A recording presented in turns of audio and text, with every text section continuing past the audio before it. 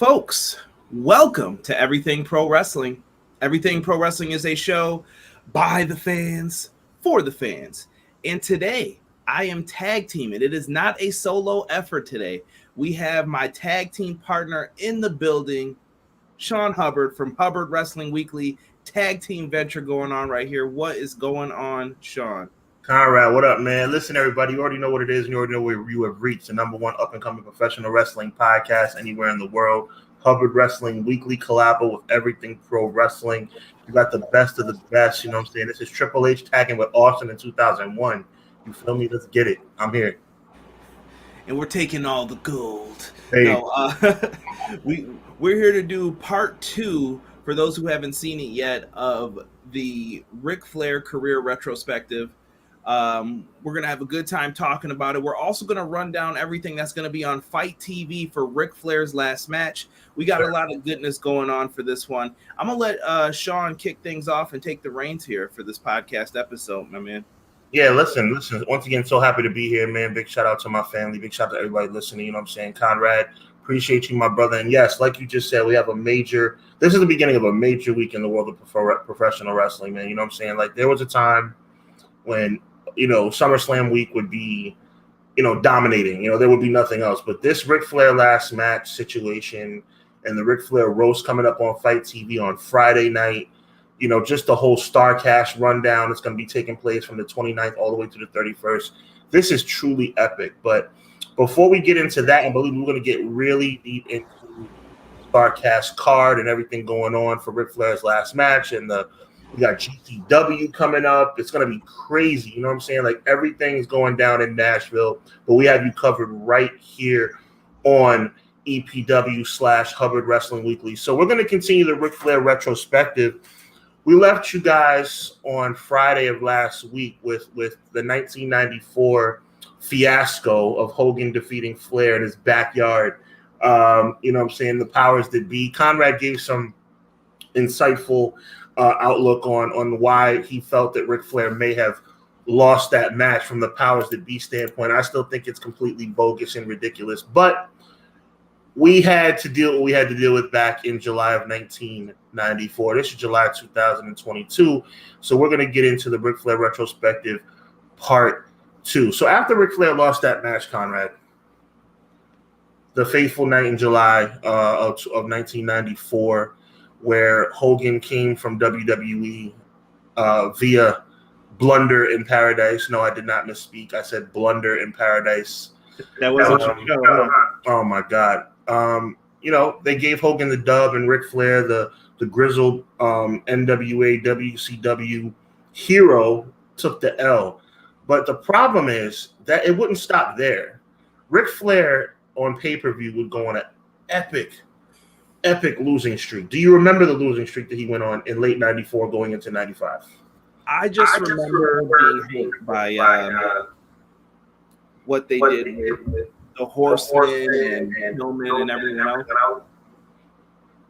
100%, but even before then, bro, I'm talking about, okay, let me set the stage for you. The problem is that when Ric Flair was so benevolent as it related to not having a problem letting anybody else go over, that he continued to do so over and over and over again, to the point where they just took advantage of him. Let's just go down the line, bro. Bash at the Beach, we know he lost to Hogan. He lost the rematch at Clash of the Champions. Then he lost a career match in October at Halloween Havoc. They brought him back just to lose again. And then he lost to Savage. And then he lost to Savage again. And then he lost to Hogan again. He went on a pay-per-view losing streak that was of epic proportion. And then, to your point, then they're like, okay, you know what we're going to do? What we're going to do is, this is the sound of WCW idiots. What we're going to do is we're going to say, okay, Rick, we know that we're making you lose every single month on pay-per-view. Okay, so this is what we're going to do. Now what we're going to do is we're going to have the Horsemen break up. The only thing that ever made sense, you and Arn Anderson being on the same team, like, let's have you guys fight against each other. Stupid. it felt weird when they did that. That to me, see, that's what I remember. That was like the cherry on top where I'm like, where are we going with Ric Flair? Like, this dude was the face of WCW, and what happened? Like, how did we get to the point where we're like, Arn and Rick could be in a big program against each other? Who said that? Like, that would not be said. Let me tell you something. This is booking at its worst, bro. It's booking at its worst. I know that the following year's Halloween Havoc, the payoff was for them to get back together, but they really did try and break them up, Conrad, and it just didn't work. It was so bad, it was so awful that they decided to bring them right back together. But anyway, Ric Flair goes on this epic losing streak in WCW from '94 going through '95, and then something really, the whole Horseman fiasco, so many different incarnations of the Horseman. But then WCW, which seems to be at its worst, is going to get a whole lot better. Maybe not better for Ric Flair, but a whole lot better for the fans. Can you please talk about what happened in July it seems like July's a big year, big month. Every time I open my mouth, I'm talking about July, and we're in July. How cool is that? July 1996. Something really crazy happens. I believe this is when the WWF was gearing up for. I'm playing. This is when the NWO is formed. One of the absolute most bonker moments, I think, in pro wrestling. Like, I can remember the night after on Nitro, I think it was. Do you remember it was either the night after or like a week or two later. They were outside, and do you remember there was like a little, I hate saying this, a little old lady kind of sitting in the front. She took a swing at Hogan. People were mad. Like, my mom was like, wait, Hulk Hogan's a bad guy now? It went insane. It was nuts. Absolutely insane. And, for me, as a WCW fan, we'll say that a little tongue-in-cheek, but I was a fan. But NWO just kicked it up to a high gear. But the problem I had was that I still was a Ric Flair fan. And Ric Flair was getting steamrolled. You hear me? Ric Flair was getting steamrolled by the NWO. This is the former, at this time, 12-time heavyweight champion of the world. This is Ric freaking Flair, Conrad. Like, Don't you disrespect this. I mean, you're making the Horsemen look like little kids.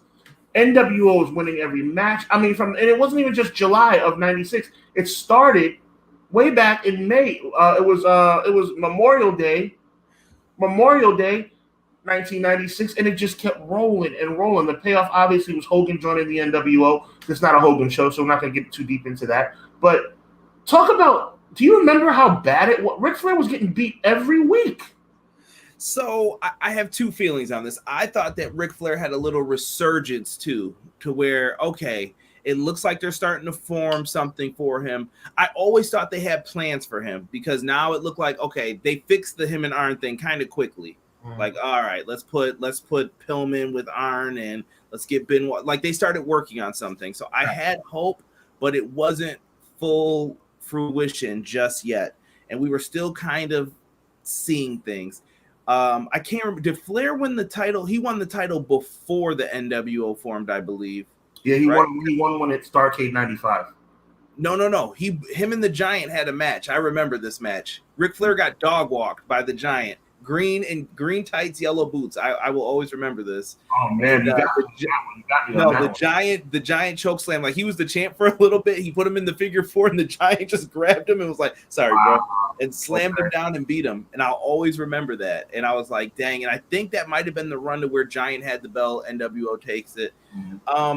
Yeah, it was hard being Ric Flair probably during this time. Like, this was the beginning of, I think Flair was so nice to his opponents that he didn't realize where this was leading to yet.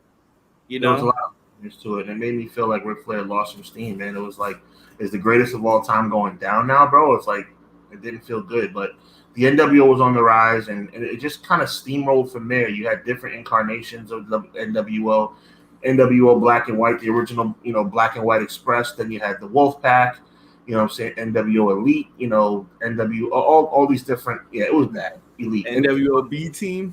NWO B team led by our good friend Stevie Ray. I think Stevie Ray was the captain of that team, along with Brian Adams and Virgil and those guys. And I mean, it just got really bad. But then it got even worse. Like then it's like you're starting to pick for straws. So we're talking about 2 or 3 years of the NWO's reign, and Ric Flair.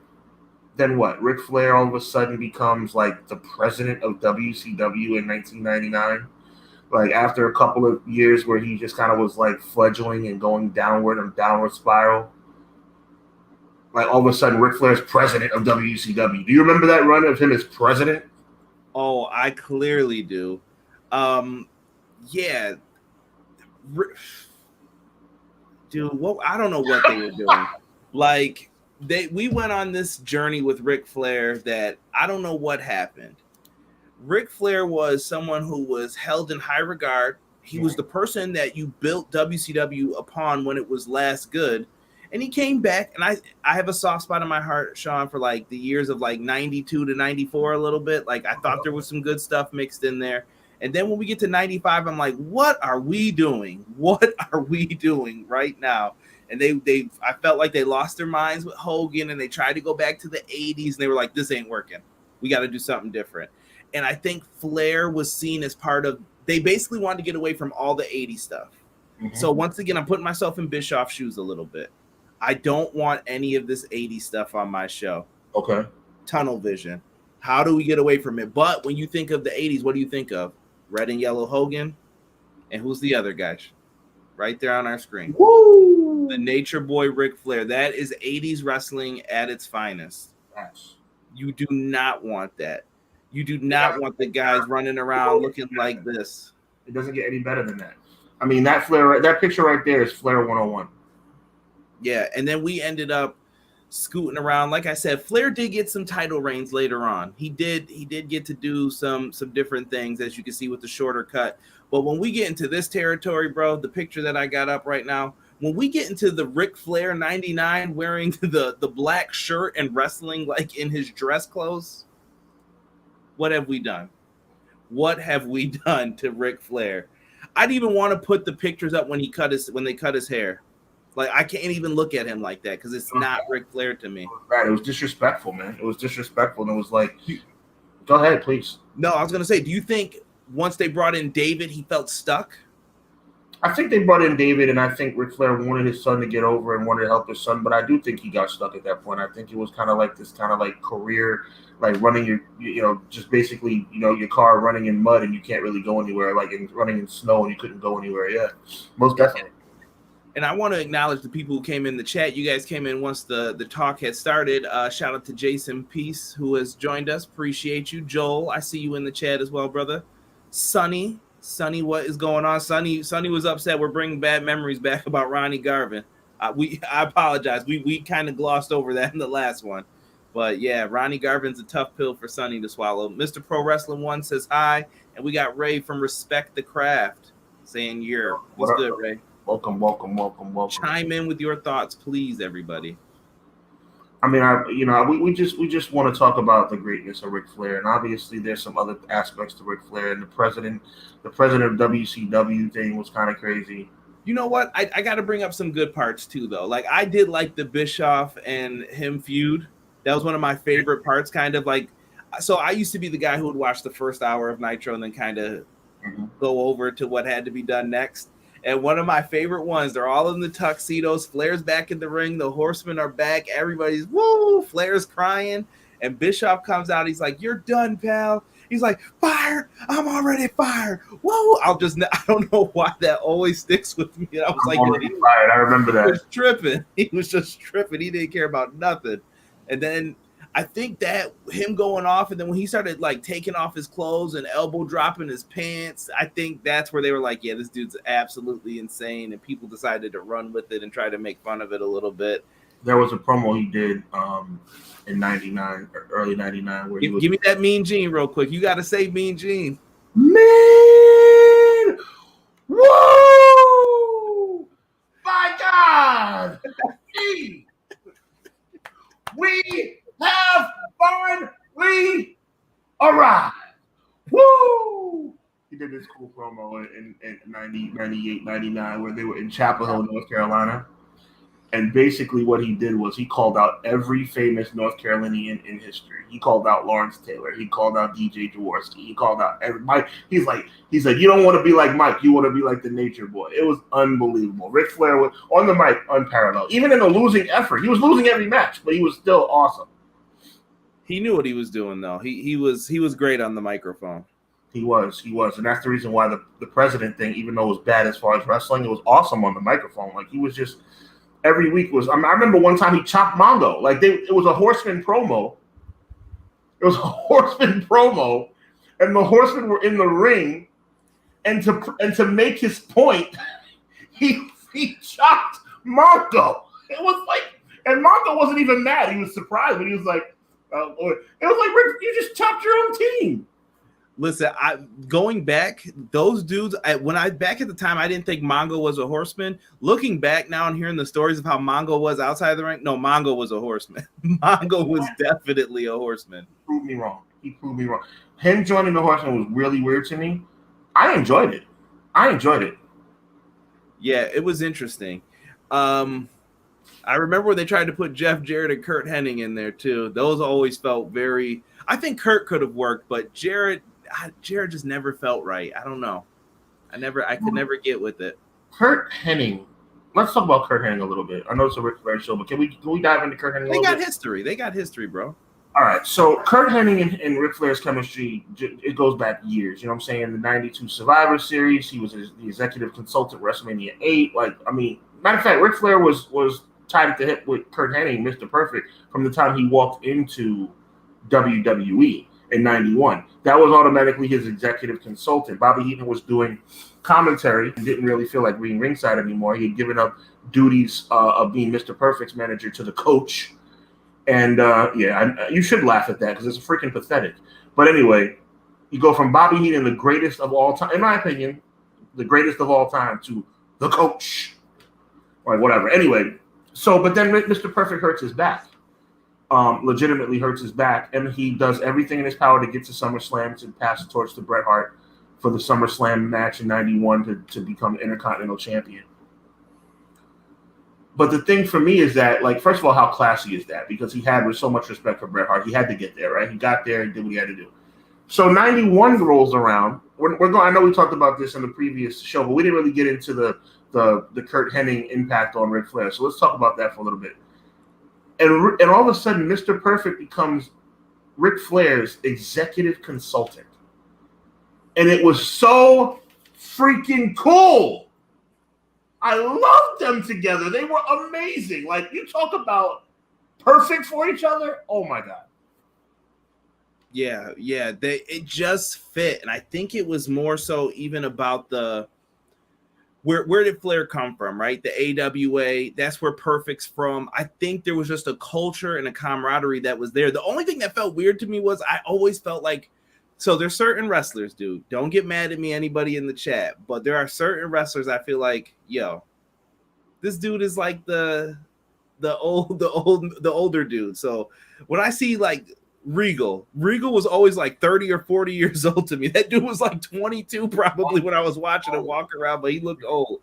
So when Flair, I think the same thing. He looked like he was 30, yes. Ric Flair's always been 40 or 50 years old to me, the way he acts, the way he moved around. And I thought Mr. Perfect was the young one. So I'm like, this is weird that the younger dude's managing the older dude. At least that's what it felt like. And yeah, dude, they worked really well together. I thought they even had some really good matches, and I thought that WCW was the perfect place for when someone was starting to slow down, get in the smaller ring. Come on, we could do some stuff in here. We can make some things work. And it was good to see Kurt Hennig get back into the ring and still show, I can do this still. The man hit a perfect plex on the Giants, for goodness sakes. Beast. So unparalleled, like you said. And I'm looking at the chat right now. Joel was feeling that impression. He said, you guys slipped between Raw and Nitro in the 90s. Great times. 100%, man. Poor Mongo isn't well right now. Prayers up to Mongo McMichael. Steve Mongo McMichael is struggling right now. I've seen some pictures. Prayers up to him. Connor No Soccer said, what's going on, fellas? How you doing, Connor? Joel said, I agree. Mongo was a horseman for sure now, for sure. they did what they could back then, man. Right? They tried to do some different things. They tried to bring up that what did they do with Flair? They had him go to the desert with the filthy animals. They buried him in the desert. They tried to do the whole he's crazy thing out of the mental hospital. They tried to do so many different things to lessen Ric Flair. And then by the end, when it seemed like they were starting to try to get things together, they put a group together. What was it called? The Magnificent Seven? Was that the name of it? They had Road Warrior Animal in this with Rick Steiner in them. And listen, Flair is no perfect man. He had his beef with plenty of people in the company, from Scott Steiner to whoever, right? But at the end, I didn't think they were using Flair to his best role. It seemed like they were trying to regulate him to being a manager or an authority figure, and that's where they wanted him to stay. Mm-hmm. They wanted to try to get younger. But then we all know what happens eventually. Sean, I'm going to kick it to you. What happens to WCW not too long after that time period? I don't know, man.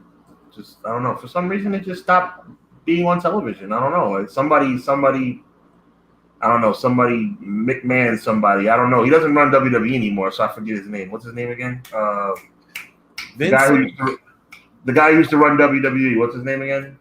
Vince McMahon. Oh, that guy. Yeah, that guy. Don't start this. That guy. So Vince McMahon buys the competition. In my opinion, still the worst thing that could have happened in professional wrestling was when when Vince McMahon bought WCW, because the competition went away, and it was really a bad thing for the business, in my opinion. But you had a situation where Ric Flair was coming up; his contract was coming up. But if you guys remember, AOL purchased WCW beforehand, right? So when AOL purchased WCW, and basically Ted Turner was the only guy, even though he was the most influential guy, but he was the only guy who really wanted wrestling around. So when he lost the company, when he sold the company, the powers that be in WCW or AOL or whatever you want to call it, they didn't want wrestling anymore. So basically from there, WCW kind of became a secondary priority. And they sold it to their competitor, Vince McMahon. And, you know, there were some contracts that came right over, the DDPs, the Booker T's, the Canyons, the Hurricane Helmses. You know, there's a few guys that came over right away. But there were a couple guys that didn't come over right away. The Goldbergs didn't come over right away. Scott Steiner didn't come over right away. And there was another guy from Charlotte, North Carolina that didn't come over right away. But he eventually did. The company was purchased in March, and Ric Flair showed up in November. And when Stephanie and Shane sold their stock to that consortium, the consortium was me. Ric Flair. I thought that was a great moment. And you know what really makes me upset about that whole thing? Ric Flair, they waited all that time. Imagine if you had Flair involved in that. Mm-hmm. Imagine if Flair had helped them win that invasion or something. You could have really put some spark into it. They teased us with Austin's back on Team WWF. You could have did something right then and there with that. Right. But I'm sure maybe they were trying to get the paperwork together. Maybe they were trying to figure it out. But Ric Flair coming in, I thought it was a big deal. I remember being excited when he first came out with Vince, and he was trying to show off I'm your partner. And I just remember Vince doing that stupid ear thing. I to this day do not know what that was supposed to. No clue, bro. I was just like, all right, cool, I guess, if that's what we're doing. Weirdo. This led to him and Vince having some matches. Any memories of those? Anything did you think anything of them? I mean, I like the promos. You know, Ric Flair had a really passionate promo. I don't know how real it was, but he talked about how in WCW, when he came over from WCW to WWE in '92 and had 91, and then had the WrestleMania match, he was in the shower after the match, and Vince peeked his head in the shower and said, "Hey, great match, kid, but, you should have done this, that, and the third." And Ric Flair was like, "Who the hell are you to tell Ric Flair how to wrestle?" And it kind of led to this kind of ultimate feud that they would culminate we thought would culminate at the Royal Rumble. I thought the Royal Rumble match was good in 2002. I did. I thought that these two old men, let's call it what they are, did a good job in 2002. But Ric Flair, if you look back historically, Ric Flair doesn't think he did a good job. 02, 03, Vince was on another level, bro. I was like, there ain't no way this dude's that jacked. There's no way. He came out like, who's ready for war? Vince has always been in good shape, but 02, 03, he looked like a savage. Yeah. And I remember he was coming out in the Flair robe with the wig, doing his walk, making fun of him, and he hit him with the pipe and everything. That was McMahon's, like main weapon of choice. And he was bleeding gushers too in like every match. He was. It was uncomfortable, honestly. Yeah. And I guess this kind of starts to lead to, all right, so what do we do with Flair? Flair is starting to lose power, but Flair seems like he wants to get back in the ring. But during this time period, Sean, Ric Flair has stated that he felt like he lost his confidence in 2002. Did you feel it? Did you see that same thing, or did you not notice it when Flair brought it up? I didn't, honestly, Conrad. I didn't. I thought that he had a good match with Guerrero at the King of the Ring. I thought that he had a good match with Jericho at SummerSlam. I thought that he did well. I don't know what he was really lacking in his own mind as it related to this one last run that he said he was going to go on in 2022. 2002. But I guess he was dissatisfied. I didn't see anything wrong with him at all. I felt like I could tell a little bit. Right now, I got up here. If you're watching live on YouTube, the WrestleMania 18 match, and I don't know how many people know this part of the story. Undertaker really didn't have any WrestleMania plans for WrestleMania 18 yet. Vince calls him into the office and he says, "Listen, I've got some people for you. Here's who's left on the card. You can pick and choose who you want to face." I can't remember the third name, but I do remember the two names. He had to choose between Rob Van Dam and Ric Flair. And Undertaker looked at it and he said, "Give me Flair." And most people were like, wait, what? RVD was the hottest commodity at that time. Like, I think people really wanted Rob Van Dam to be a big deal in WWE. And you would think most people would say, hey, I want to work with him. But no. I could tell Flair lost his confidence a little bit, even back then in the ring. He didn't seem like the same Ric Flair. Did you bring up WrestleMania 8? Because I thought WrestleMania 8 was an instant classic. WrestleMania 18? 18, thank you. 18. All right, I was going to say, we're going 10 years back now. Yeah. Sorry about that. WrestleMania 18, I thought that was an instant classic. It was a really good match. So from this point forward, I would say Flair had his moments, and it was weird. Like, he had the match with Taker, really good. You brought up the match with Eddie Guerrero, really good. He had a match with Brock. I thought it was really good. Even Hogan. He was having all right matches, but Flair just didn't have the confidence in himself. And you know what I'm talking about. Flair will walk around with a certain moxie, I guess is the best word I can use to describe it, where he's panting around, he's strutting, he knows he's the man in the ring. He knows nobody could touch him. Right. And he wasn't acting like that. Something was missing from him at that time. And I guess we can get into part of it too. And during the struggle, this is going to bring up the infamous thing that people with Ric Flair, there's good, and with Ric Flair, there's bad. We got to bring up the infamous plane ride from hell, and I guess Flair's poor behavior throughout his time in his career, which did happen from time to time. Well,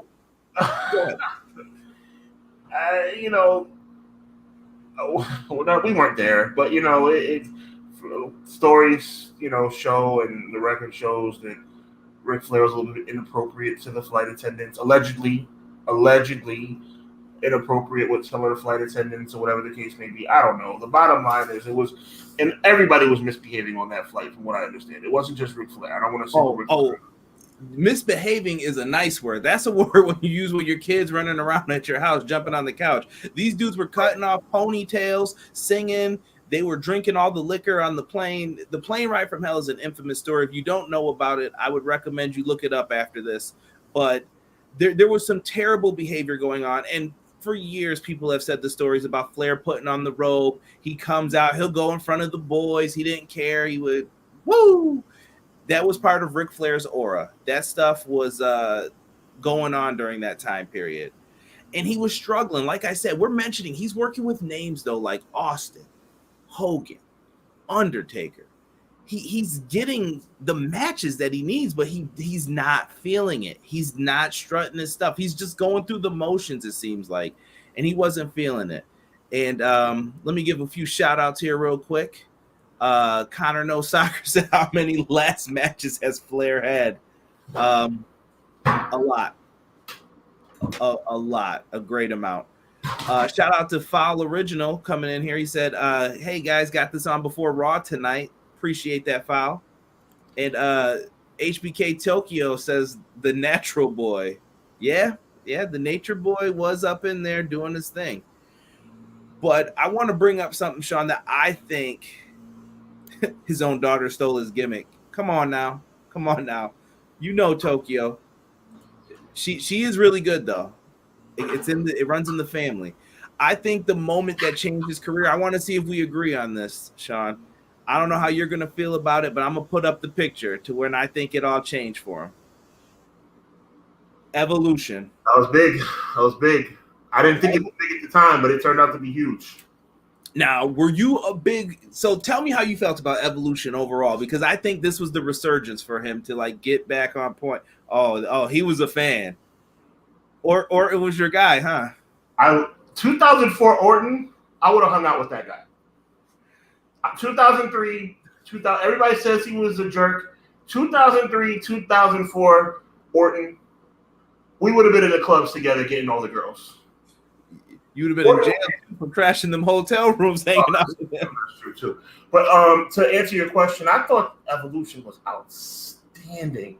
They had a couple of false starts in trying to get the thing off the ground because of injuries. But once they got together and the injuries fell by the wayside and they got themselves straight, they were unbelievable. I mean,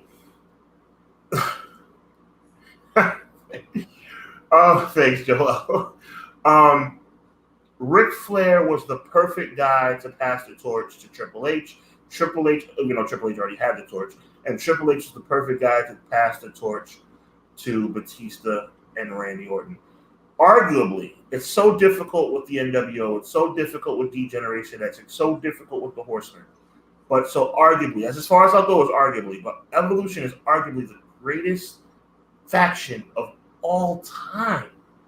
Man, that's putting it big. I always felt like Evolution. I said arguably. I said I have the word arguably is very prevalent. You're not wrong. You're not wrong though. People hold Evolution in high standard. Like I didn't realize until I probably started getting on like social media and Twitter and talking more wrestling, and I was like, "Yo, people really will argue about Evolution." Like, no, Evolution was the best. And when I think of Evolution, I feel like they wanted to do the Four Horsemen, but you know Vince. No, it's got to be different. It's got to be new, first time ever. And Triple H was like, "Give me Flair as my manager, and we will make magic happen." And it worked. And I think at first Flair was just supposed to hang out with Triple H, but then it was like, "Oh, you know what? We need a partner. We're gonna go against these four guys. Come on, get in there, Rick." And then when they're shooting the vignettes, bro, I know you remember the Titantrons, the videos that play behind them. They were in the club, helicopter clubbing. They were riding all four riding Ferraris. And I think that's when Flair started to feel like Flair again. He was hanging out in the club, putting them in there with young guys who could go, and he was like, "I could do this still. Yeah, I can make this work. Oh no, you're doing this wrong." And I think he started feeling like I'm on top again, and I'm working with the world champ. We got the world belt, and I think he started then to build that confidence, and it was lovely. It worked. And Tokyo brings up Triple H's reign of terror. Now, bro, if you guys have been following me for any time, you know I absolutely hate this time period. I thought so many people should have went over, but I cannot front and act like Triple H is some bad wrestler. Triple H doesn't have a mind for wrestling. He does. He was following orders as well. Triple H didn't book the stuff. He just had influence over it. There's only one thing that Triple H should have done that I don't like that he didn't do. Triple H should have demanded either one of two things in a scenario. He should have demanded, I would have pulled out the Stephanie, I'm your daughter's fiance card on this one. I would have never allowed Vince to put me in a position to say that racist joke to Booker T. Yeah. And if I was forced, as Triple H being a Caucasian man, okay, I'm not going to go too deep into it, but if I was forced as Triple H to be a Caucasian man and say a controversial joke like that he said to Booker T on last, then there would have been no alternative. Booker T has to win the world title at WrestleMania. I still think that was a huge mistake that they didn't do that. So that's the only thing I look at Triple H and like, yo, okay, you know what? You messed up on that one. Other than that, he was just doing his job. Yeah, and I love the Evolution feud with Shawn Michaels. I love what they were doing at the time with listen, who would have ever thought that we would see all of these guys together again? And going back to what Fowl just said in the chat, Fowl said that Evolution is what made him love Ric Flair again. That is very interesting in my opinion. That's a good point. These guys were coming out dressed up, and this picture right here, I just realized what this is from. This is one of my favorite moments. The briefcase is right there. Batista was out, and at that point, they were contemplating replacing Batista with Mark Jindrak. Oh boy!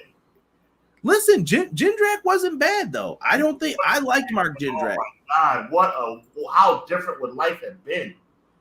Yeah, that's got to be one of those kicker moments. But Batista came back, and he cashed in on Goldberg. Triple H put a bounty on Bill Goldberg, and I'll never forget him putting his leg in between the chairs. He was like, I'm getting that money, baby. And I love it. It just made them all about the bread, the cash, and what was the end goal? Protect Triple H. And they were telling great stories within it. First, Orton wins the title. You never thought it. Orton was just the young rookie guy. He's getting a world title shot against he who we shall not speak of, and he wins. I never thought it. The guy's going for the crossface, or flips around, RKO, he wins. Then Triple H says, yeah, you got to give me the match, He acts like he supports him. They're doing I remember that, and I'll never forget. The first time they did it was so great. Boom. Thumbs down, and Batista dropped him. They thought Orton was going to be this great baby face. Conrad. Let me tell you something, brother. Okay? Now, as much as I like Randy Orton, okay, Randy Orton overstepped his damn bounds, okay? He overstepped his damn bounds. Who the hell? Who are you? Just because I can't beat Chris Benoit doesn't mean you go out and you decide you want to beat. You wait until I'm able to beat him, okay? You wait until I'm able to get to you. You know what? You're walking around with my belt, okay? Who the hell do you think you are, Randy Orton? Well, we know what happened the next month. It's all about the game, pedigree, and he took back his title. Rick taught him, treat him like the Sting. Treat him like Sting, baby. You thought you were in the Horseman? I lied. Boom, knocked him out. Sting fell for it twice. But you know what? And I think where they told the most beautiful part of the story, bro, and I know this is getting away from Flair, but Flair was within Evolution. Yeah, Flair was part of it. I think the best part of the story that they had told was easily the Batista Triple H. One of my favorite things that no one ever brings up from that story. They were in a Mobile, whoever that is. Shout out to y'all. I know I'm sure your phone is just registered under Boost Mobile and you can't see the name, but whoever said that, shout out to you. Appreciate y'all. And if you are the Boost Mobile CEO, we are open for sponsors. If you are the Boost Mobile CEO, we are open. You're right, Conrad. I didn't even think of that. Right? So in this, Batista and Triple H were in the match, and Batista got hit with a move. I can't remember who it was. And Triple H could have saved him, where he could have been like, you know what? Me and Batista will get this. And it was for the title, though. And he let Batista get pinned. And in the background, you see Triple H stand up like he could have, and then he fell back in the corner like he couldn't help him. And I was like, dirty dog. And that's when I knew they were setting up for that. Go back and watch it. What are you talking about? Okay, we're gonna play the Triple H card. Nah, Big Dave, you gotta go fight JVL, man. That's what you need to do, man. He tried to get up. He had lost a lot of blood. Okay, he couldn't stand up. He would have helped Batista. Let me take my glasses off. You don't think Triple H is benevolent of a wonderful human being as he is? Wouldn't go out? I can't even keep a straight face. I was waiting for the foolery to be done. Shout out to Juggernaut. Such a scumbag. Shout out to Juggernaut in the chat, because I'm not listening to this foolishness that Sean was just trying to bring to the table. You know who he sent? He sent Batista's former tag partner, They were tag team champions. They beat the Dudleys. Ric Flair and Batista were tag champs. They sent Ric Flair out there to tell Batista to go for that world title, the WWE title, fight JBL at WrestleMania. And it came back once again. They're doing the contract signing. Batista picks up the SmackDown contract and they're clapping. They're like, yeah, yeah. And Batista looks at it and then he picks up the Raw one and he gave him the thumbs down. Batista bombed through the table. It was magic, bro. Batista's selfish. I'm being a heel tonight, man. I'm being a heel. This is in honor of Ric Flair. I was gonna say true heel. Man. You're a selfish man. You guys could have owned the WWE, but no, you don't want to do the right thing you don't want to do what's best for business. Here we go with this mess. You want to do what's best for business. No. I love the fact you turned on Triple H. That was great TV. Shout out to one of the mods in the chats. Ace says, remember when Randy and Edge defeated Ric Flair? You know what? Funny you bring that up. We will get to that. We will. He said, no, not a sponsor, but a big fan of you both. Keep up the great work. Boost Mobile, you are appreciated. Thank you for saying that. Getting back into this, though. So, Evolution breaks up. Eventually, Batista becomes the champ. This is where Triple H finally decides to drop it. He loses 3 straight. He's down on his luck. There's only one person left to beat up within Evolution now. Or he's doing his own thing. Batista's out. Ric Flair and Triple H had some pretty good matches back then. And just to step out of my heel persona right now, I'm getting back to being regular Sean again. Another little mini storyline that maybe we didn't pick up on at the time. Maybe Triple H was jealous of Ric Flair because Ric Flair had gold and he didn't. You got to remember, Ric Flair beat Carlito to become Intercontinental Champion. So Ric Flair walking around with a strap while Triple H has nothing. Yeah. Ric Flair's Intercontinental title reign I was shocked when they did it. I was not expecting that at the time. Ric Flair just became the dude who shocked me with some of the stuff he ended up doing. I thought after the stuff with Evolution, I'm like, oh, Flair's done. He's got to go and be a manager. He's not going to wrestle anymore. The dude became the Intercontinental Champion like within months. Really? I was just like, and you know what, bro? And not even a novelty. Fill me on this. Not even a novelty Intercontinental Champion. He was a legit. He held that title pretty darn good for a guy north of 50, 60 years old. Yeah, he held it down when he was the IC champ. Now, the one thing that did kind of make me sad was that they were like having him and Carlito feud, and then they were on like the pre-show of WrestleMania 23. Yeah.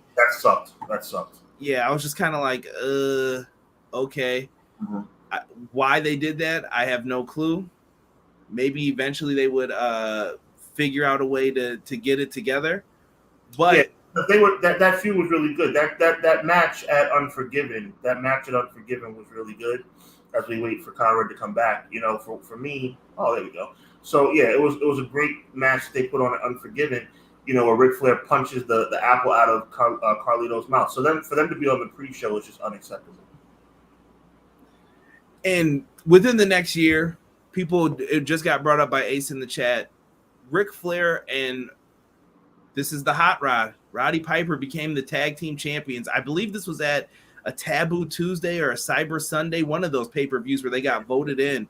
Yeah, the tag team so it's one of those interactive pay-per-views. Yeah, they beat the Spirit Squad, which was the right call in my opinion back then. I wasn't a fan of them, but you see Sergeant Slaughter. It was kind of like a hurrah for the Legends. They didn't hold the titles too long. They ended up getting beat by Randy Orton and Edge, who were rated RKO at the time. And Flair would kind of just waver for the rest of the year until they got towards the final storyline, Sean. And I'm going to kind of start to let you set that up in 2008. Vince McMahon just came out and it was random. It was random, but it started with a Ric Flair interview. Ric Flair was in the ring, and there had been some rumors about what Ric Flair was going to do. Because as you accurately stated, my brother, he was kind of fledgling at this point. Really no rhyme or reason. And when you're off TV for that amount of time and not really doing much for that amount of time, and you're north of 60 years old, people start thinking, okay, maybe this is it. So Ric Flair comes down to the ring, and he's talking about the speculation about possibly retiring, and he says, I will never retire. And the crowd goes insane. But you all know the ultimate buzzkill was not too far away. No chance. That's what you got. Here comes Vince McMahon. And Vince McMahon says, oh, you don't want to ever retire? Well, you don't have to retire as long as you never lose. So, here's the deal. Ric Flair, from probably, I believe it was either December of 2007 or January of 2008, he had to win every single match he was in, or he would be fired and forced to retire from WWE. That was the storyline. So that basically set the stage. Ric Flair would beat people like MVP MVP at the Royal Rumble in Madison Square Garden. He would sit up here and that's right, Foul Original. I will never retire.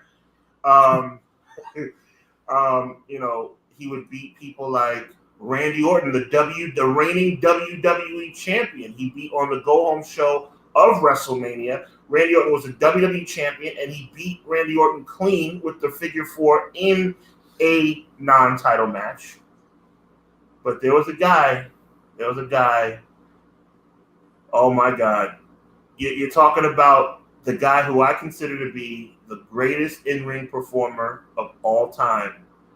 He's like, I don't want to do it, but I'm going to have to do it, which sets the stage for what we thought 14 years ago was Ric Flair's final match. Ric Flair, the 16-time World Heavyweight Champion, one-on-one with the Heartbreak Kid at WrestleMania with Ric Flair's career on the line. I love the build up to this match. It was absolutely fantastic. The whole Old Yeller promo, like, listen, I don't want to beat you, Rick. You're one of my favorites. You don't think I can fight? You don't think Old Yeller? Oh, and that's all I can remember was him just smacking him right across his face. And one of my absolute favorite moments was Sean, after he got slapped, he didn't slap Flair back. He decided to, they love that dog, and he put the sign to his head, and I was like, yo, that is, if you've never seen Old Yeller, it is traumatizing. I do not recommend people who are animal lovers watch it, but I got the reference in it that he was taking the old dog out to the barn is basically what he was saying. Something that was all right to say back then. And these two put on what I think was an absolute banger. It was a banger. I thought it stole the show that night. I love that comment. Yes, it was 14 years ago, if you can believe that. Going on 15. Yeah. WrestleMania next year will be the 15-year anniversary of that match. Yes. Unbelievable. Shout out to Big Paws on the Pup joining us. My man JPQ. Appreciate you, brother. # Watch Stardom. And this match was absolutely great. I love the story, and Sean went all out in this one. When he did that moonsault and cracked his ribs across the table, I was like, ooh, I know that hurt, bro. I know it hurt. He was out there bumping for whatever he could. Oh, he was going in. I love the super kick where he looks like he wants to do it, and then he does it, and Flair's like, I'm putting you in the figure 4, bro. My career's on the line. I don't care. And he locks it in. And the best moment is obviously I'm sorry, I love you. And Flair's getting up crying because he knows this is the last, in our minds, this is the last bump he will ever take in a WWE ring, I guess is the best way to put it. He gets up with the tears. Sean super kicks this man's lights out. Flair goes down. Sean pins him 1, 2, 3, and Sean is down there telling him he loves him, and Sean leaves him to have the ring to himself. This was the start of Ric Flair getting what I think, and I mean this from my heart of heart, the greatest send-off in pro wrestling history. Nobody will ever get. This was like getting to see your Hall of Fame all in front of you that weekend. It was all about Flair. This is what got me back into pro wrestling. That WrestleMania, I always tell people, got me really back into wrestling. Like, I was wavering during some of that Evolution time period and stuff. This is when I was like, yo, this is really good, man. I really love how they did that. It was great, and it was compelling storyline writing. Ric Flair, we found out later on that Ric Flair probably did not want to retire. It was probably a decision that was made for him. But once that decision was made, it was a situation where it was like Ric Flair said, you know what? I'm going to go out like the 16-time champion I am. I'm not worrying about the future, not worrying about tomorrow. I'm going to make this the greatest storyline from, like I said, all the way from the Royal Rumble, beating MVP, beating Randy Orton on Raw, like, you know, the challenge of HBK. And you're going up against a man, like I said, that many consider, not just me, the greatest of all time in Shawn Michaels. And he just tore the house down. He turned back the clock, Conrad. He turned back the clock.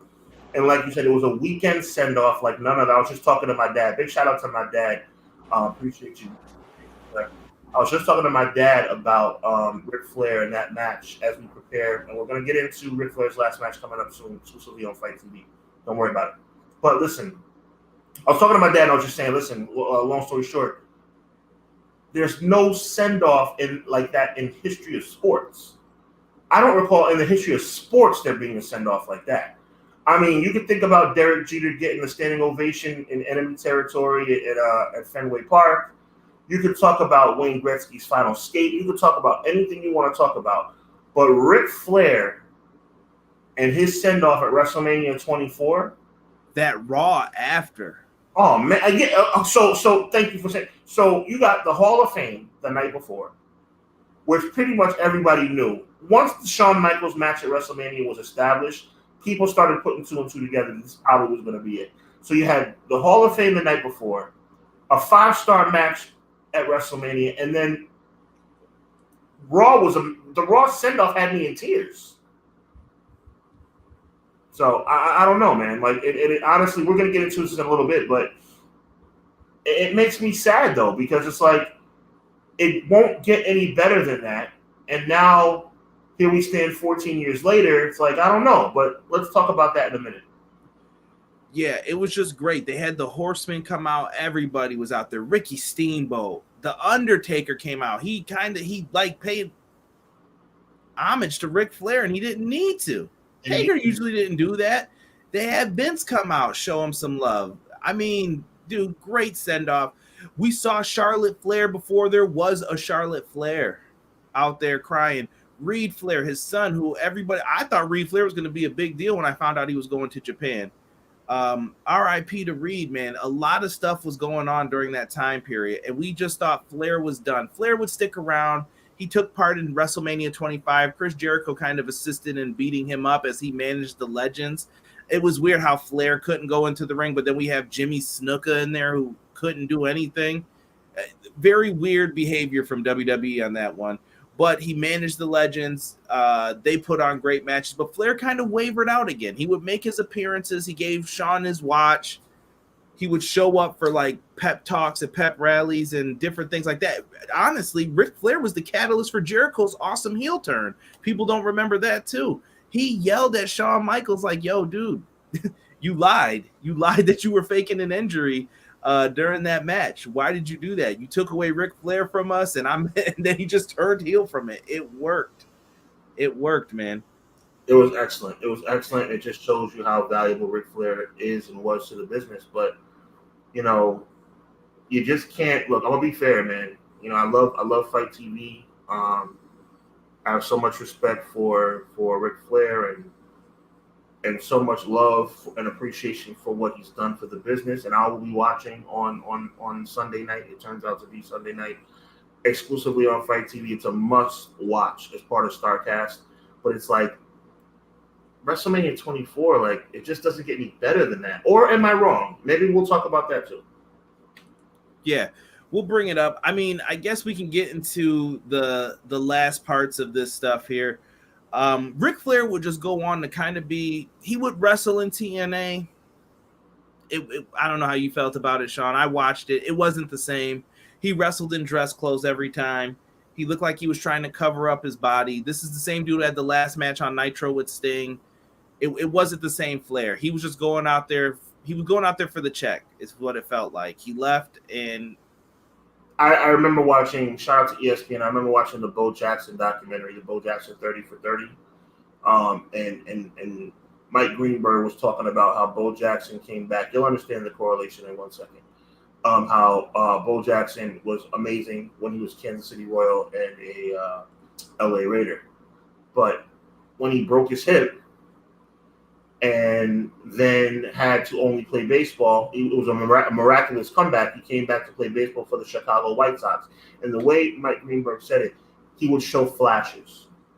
he would show flashes. Bo Jackson would show flashes of that guy that took the world by storm. Bo Jackson would show flashes of the only man in history to be an MLB and NFL All-Star. But it wasn't that way anymore. It was just flashes. And that's what Ric Flair was in TNA. It was just flashes. Yeah, he had that great woo-off with Jay Lethal, probably one of their highest-rated YouTube clips, I would guess, because I still see it played to this day. He had matches with Sting. That was his last match over there. He had feuds with like Cactus Jack. He was an Immortal. He managed AJ. They tried to do some different stuff with him. Eventually, time would pass, and he would come back to the WWE, and he was just making shots after that. He was there for his daughter, Charlotte, and he got to kind of take in, like, these are my kids, and I get to watch them wrestle now. And I thought that was a good role for him. He got to fall back a little bit, and he fell into, like, the Legends role that they have. He would show up here and there. He would get to do some things. He would get honored at NWA. And yeah, mess with Batista. They have Evolution reunions and things like that. And I guess that brings us to this weekend, like you had just brought up. It really does. I mean, it's a 5-decade career that seems to be culminating, and I'm fairly confident. I don't know about you, Conrad, but I'm fairly confident this is going to be it. Let's get into this thing, man. You know, FITE TV has separated themselves to be the #1 combat sports streaming service in the world. And I'm so happy that myself and Conrad are associated with them in this regard, because we're talking about Ric Flair's last match as part of StarCast 5. The good people over there at StarCast, including Conrad Thompson and many other people, are just, I mean, the FITE TV people, the Trilogy, it's just amazing what's going on right now. And when we're talking, we're going to be right in the crux of, I'm not going to call it SummerSlam weekend. Shout out to SummerSlam, but this is Ric Flair weekend, and it's going to be one of those times that you're always going to remember. You know, you got the Kevin Nash podcast, you got the Matt Hardy podcast. Everything's going to be live from the 29th all the way through the 31st, all taking place from the fairgrounds, aka the Flair Grounds in Nashville, Tennessee, starting on this coming Friday morning, actually. They're going to be stuff all weekend. GCW, there's a GCW pay-per-view on deck. It's not part of the let me make sure I got my facts straight. I never want to misrepresent. Basically, there's some stuff going on with GCW, not included in the StarCast package, but it's going to be a GCW pay-per-view, a New Japan pay-per-view. Black Label Pro is going to be putting on something crazy. Those are not included in those events are not included in StarCast, but listen, I implore you to look into those as well. A really intriguing part. This is like a part of a huge package, StarCast package. I implore you to try and be a part of. Saraya, am I saying that right? Paige's real name? Yeah, Saraya. She's going to be doing Turning the Page. And yes, while she's there, I think Brian Zane's going to be the one hosting it. You got Mick Foley's pod as well. You mentioned Click This. Johnny Gargano's going to be there with What's Next, capitalized NXT. That should be really good, especially with some changes that have been going on with his former friend Papa H. Right. You got 30 years later, Bret Hart's going to be talking about his match with the British Bulldog, last ride with the Four Horsemen. It's going to feel so good to see the Horsemen back together. There were all those rumors recently that Flair and Arn had issues. I hope they could patch that stuff up, man. Life's too short, man. Put that stuff behind you. I always love seeing Rick and Arn together. It just feels right. You got the sessions with Renee and Brian Danielson. My man Chris Van Vliet's going to be there. The Major Wrestling Figure podcast. Lots and lots of stuff happening for all of this. And not to mention the big reason why a lot of people are going to be there. Yes, and before we get into this, and this is a wonderful card to break through, I am really looking forward to Friday night, the 29th, the Ric Flair roast. It's going to be an all-star cast of characters, from wrestling personalities to mainstream personalities. You understand, Ric Flair crosses over into the mainstream. There's going to be some major names, some exclusive names that are popping up to be a part of the Ric Flair roast. Let me see this. Okay. I can respect it, Boost Mobile. We will agree to disagree. Okay. All right. I respect it. You know what? I'll read it. Boost Mobile said that he thinks Ric Flair went out there, his mind and heart still loves what he loves, and his body just couldn't hang as much more. Such a life. Yeah, that's what it is, man, with pro wrestling. Well, can we talk about that for a couple more minutes? I just want to go back and say, first of all, great comment. Boost Mobile, great comment to whoever's behind that phone. I appreciate you. I appreciate y'all. Here's the deal, though. It had, respectfully, it had to be about the money, because if Ric Flair, I mean, you know, even as I say that, I question it. He loved it. Yes, he loved it. There's no question he missed the business. But how can you top a send-off like WrestleMania 24? How can anything you do in this life, in this wrestling world, be any better than WrestleMania 24? That's what I'm trying to figure out. Now, we stand here 14 years later. Boost Mobile, real classy, wouldn't you say? Yeah. Whoever behind the phone is a real classy individual. Shout out to so much class, so much respect. Appreciate that. But it's like, I'm excited. Now, we're standing here 14 years later, getting ready for a main event card that's going to be headlined by Ric Flair. And we're excited about it, right? Now, that just shows you how amazing Ric Flair is. But it's going to take a lot for him. Honestly, it's going to take a lot for him to override, 24. 24 was just, I don't know, man. Yeah, and we know, dude, he loved to spend money. Flair loved to buy out the bar. He loved hosting and putting on a good time. So, like we said, agree to disagree. I think we're both right in a way with it when we talk about it. Fowl says he's excited for the roast. He wants to see how he takes it and who's coming. Yeah, I would imagine we're going to see like Barry Windham. I wouldn't be surprised if Steamboat still shows up. Conrad Thompson's probably going to be rolling. I got an exclusive kind of insider deal with FITE TV as far as some information. I got the list of people who are coming out to roast them is still growing.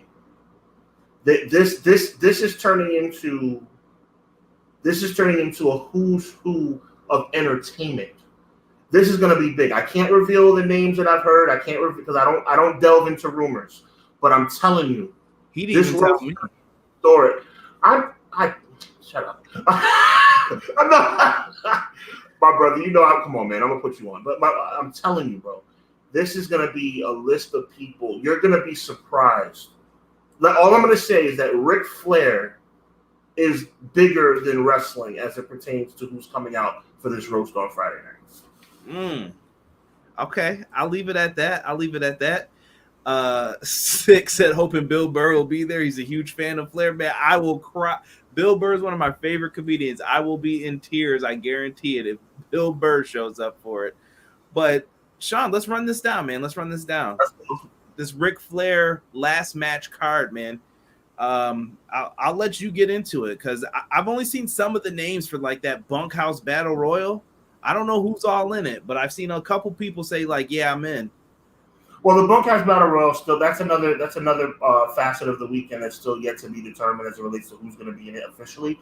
But so we'll kind of like gloss over that, even though it has the potential to be a really good match. But I'm really excited about Josh Alexander against Fatu. I think that Josh Alexander is starting to separate himself as one of the best wrestlers in the world. You have the Impact World Champion, a guy who really climbed the mountain against somebody I respect, being Moose. I think respect is due to Moose. And he beat him. He beat him in the middle of the ring, and he became the new Impact Wrestling World Heavyweight Champion. He'll be defending his title against Jacob Fatu. You have Kerry. We have Brian Pillman Jr. and Brock Anderson with Arn Anderson in his corner. Nice, like you said earlier. Nice to see that Arn Anderson is going to be in the building for a night of this magnitude. Going up against Ricky Morton, Robert Gibson is going to be in the corner. It's going to be a crazy, crazy situation to see them together. I believe their last match, the Rock and Roll Express last match is coming up pretty soon, isn't it? Yeah, I think they're doing some final tour too. I know Ricky Morton's been trying to make sure his son, he's in the NWA. And what I love about this too, hold on, I'm going to put us back on here real quick so you can see our beautiful faces. What I love about all of this too is you're going to get the announcers from those respective companies as well. We're going to have people from Impact. We're going to have Tom Hannafan in there. You're going to have people from MLW show up to call the action. And I love that. It just brings it in and it makes it feel like the wrestling world is united. That forbidden door, as we all like to say, has been open and they're all coming together for this event to put on a great show. And this could be show of the year. This might be on those What was the best pay-per-view of the year? You may see this one pop up because the action looks jam-packed in it. Like you said, you're getting some mix with old and new. Jacob Fatu is that boy. If you don't know, you will find out. Josh Alexander's been on another level. You mentioned Brian Pillman Jr. and Brock Anderson. That's a look at legends who we spoke about in this Ric Flair retrospective. Their kids are wrestling now, and they're going up against the Rock and Roll Express father and son team. That's absolutely insane.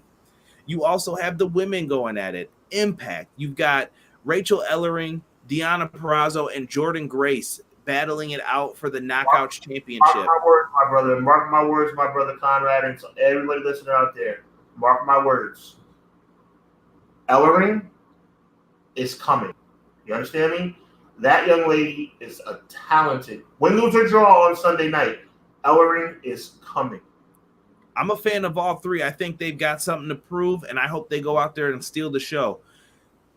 My brother, we have Triple A on this show, and I don't know if you guys know why they picked this match, but these guys had a banger five-way, and they got 4 of the people from the five-way in this. You have Ray Phoenix from AEW, Taurus. You may know him from Impact as Black Taurus, or you may know him as Taurus from AAA. Laredo Kid and Bandito. This match is going to be insane. If you love luchador action, I promise you this is one not to miss. And I know you're like, Taurus is a big dude. Don't matter. This dude can do all the lucha stuff that you will be shocked when you see it. You also have New Japan Pro Wrestling, Clark Connors and Ren Narita getting ready to go at it. The New Japan strong side of things is looking real good. Clark Connors just had an amazing performance as a fill-in at the AEW New Japan pay-per-view. He's going to hold it down. And if you don't know about Ren Narita, he's going to be one of the stars on the come-up. Tanahashi and all these guys aren't going to be around too much longer. Their time is going through right now. Look at the future of New Japan. Watch Ren Narita, the Shota Aminus. Look out for these guys. I'm telling you, they know that they're building them up. And I'm going to let you take over on this tag team match, bro, because this is about to be some 80s old school. And if it's as good as what we got at Ring of Honor, this is going to be a really good match. It's crazy. You got the next generation of the Von Erichs coming out. It's going to be the Von Erichs representing going up against a team that just had a 5-star. If there was such a thing as a 6-star match, it would be talked about. The Briscoes versus FTR was absolutely amazing. Coming off the heels of that amazing match at the Ring of Honor pay-per-view, you have them going up against the new school Von Erichs. You got the Wolves going up against one of my favorite tag teams of all time. And by the way, they still got it. The Motor City Machine Guns. You know what I'm saying? They're going to be in the building going up against the Wolves. Very, very intriguing matchup being represented by Impact Pro Wrestling. One of my favorite wrestlers in the game right now, just because of the fact that he's on the resurgence after his WWE departure. Killer Cross, along with Scarlett, is going to be going up against Harry Smith.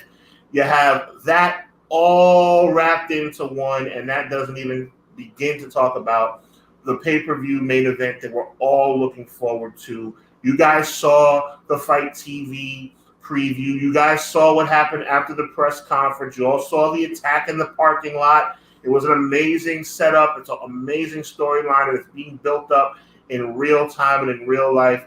Blood, sweat, and tears. Ric Flair is not half-stepping on this thing, but I'm going to tell you something. The man who a lot of people believe is his protege, at least his protege in merit, Jay Lethal, he's coming out to win this match.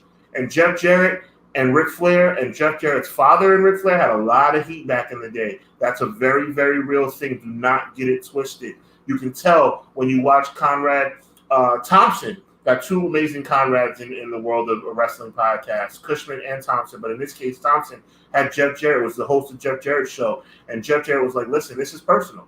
This is real talk. And speaking of personal, Ric Flair enlisting the help of his brand new son-in-law, Andrade. July 31st, let me say this, man. July 31st has the ability on paper to be just as impressive as July 30th. We all know what's coming July 30th. But July 31st, I'm going to tell you something right now. I'm a wrestling fan. I'll be watching on July 30th, and you all know what I'm talking about. But I'll tell you one thing. When July 30th comes and goes, and when that pay-per-view signs off, I'm not going to believe that my wrestling weekend is over. I'm going to believe that my wrestling weekend is just beginning. And I promise you, you will too. Keep in mind, once again, Conrad, I want to remind the people, My brother GCW, New Japan, and Black Label Pro are all going to be putting on major productions this weekend, major shows this weekend, not included in the StarCast 5 package. Please be aware of that. I'm sorry to say, but it is what it is. Listen, there are so many things. We just showed you the breakdown of what's coming up on StarCast 5. It's a massive lineup, so believe me, go to FITE.tv right now and order StarCast 5 right now. Don't wait till the last minute. Just like in the old school days when Mean Gene would say, don't wait till the last minute. Don't wait till the last minute. Go order right now. Unfortunately, GCW, New Japan, and Black Label Pro are not part of that package, but believe me, 5-star stuff coming up this weekend. This is what wrestling is all about. I just want Ric Flair to chop Jeff Jarrett and say, you were never a horseman every time. Just, you were never a horseman. You were never a horseman. I can't wait to see what happens in that matchup. That one had some old school tendencies. It should be good, man. I think we're going to get a hell of a show this weekend. And yeah, shout out to FITE TV if that's where you guys want to go to check out everything. They've got you covered when it comes down to Ric Flair's last match. Who would have ever thought Jim Crockett Promotions would be running an event and Vince McMahon is not part of the event that he's running? Who would have thought that this would happen? Absolutely insane. Ric Flair's last match. Sean, take us out of here, man. You know, professional wrestling has been a part of my life since 5 years old. And I look back on Ric Flair's career, and I'm so honored. This may sound real cliche, maybe crossing over into corny, but I'm so thankful to share this with you, Conrad, because you are my brother in this thing, man. We, you know, for those of us of y'all that don't know, Conrad and I have crossed over from just being, you know, brothers in wrestling to brothers, period. And it's a blessing because we get to share and think back about the past as well as look forward to the future. We are the age that allows us to be young enough to embrace the new school and old enough to remember the old. And this weekend is what that's all about. You feel me? This weekend is what it's all about when you say I'm embracing the new and remembering the old. You have, you know, I mean, obviously StarCast has been, and FITE TV have been classy enough to at least put that little blip on the flyer about everything being closed for SummerSlam Day. So we can mention SummerSlam. SummerSlam is coming up July 30th. Okay, let's talk about the elephant in the room. It's coming. And we're going to see Reigns and Lesnar. Lesnar's going to be a great night. But think about Ric Flair and Jeff Jarrett in the same ring. Jay Lethal, Andrade. Ric Flair last match pay-per-view is going to be something I'm always going to remember. I don't think they're going to screw this thing up. I don't think we're going to look back on July 31st on FITE TV at StarCast 5 and say it was any kind of dud or any kind of letdown. It's going to be amazing. Big shout out to FITE TV and the entire staff over there. I appreciate you guys. We appreciate you guys. The camaraderie and the friendship and the wrestling community ism has been tremendous. Conrad, I appreciate you. Make sure you go to my channel right now, Hubbard Wrestling Weekly, right here on YouTube. Click that subscribe button. I'm going to make a major announcement right now. I'm going to make a moderate major announcement. I'm not going to go the whole 9 yards. But Conrad and I, let's just put it this way. Conrad, Kushman, and I, this collaboration that we've had over the last 2 days is not just a 2-day thing. We have some major, major things in the works.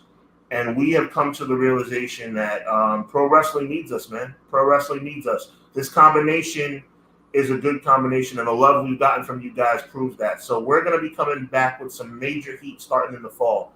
We're going to be going to work all summer preparing for some major heat coming in the fall. When football's back, when college football's back, when the baseball playoffs are on the horizon, Conrad and Sean, Hubbard Wrestling Weekly and EPW are going to be bringing y'all some heat coming this fall. So make sure you look at it, look out for that, But like I said, FITE TV, FITE TV, StarCast 5, JCP Promotions. It's going to be an epic weekend. HubbardWrestlingWeekly.com, Hubbard Wrestling Weekly on YouTube, Hub Wrestling Weekly, Hub Wrestling _MVP on TikTok, EPW on YouTube, Everything Pro Wrestling on TikTok. We're in the building. This is what it is. Proud to be here.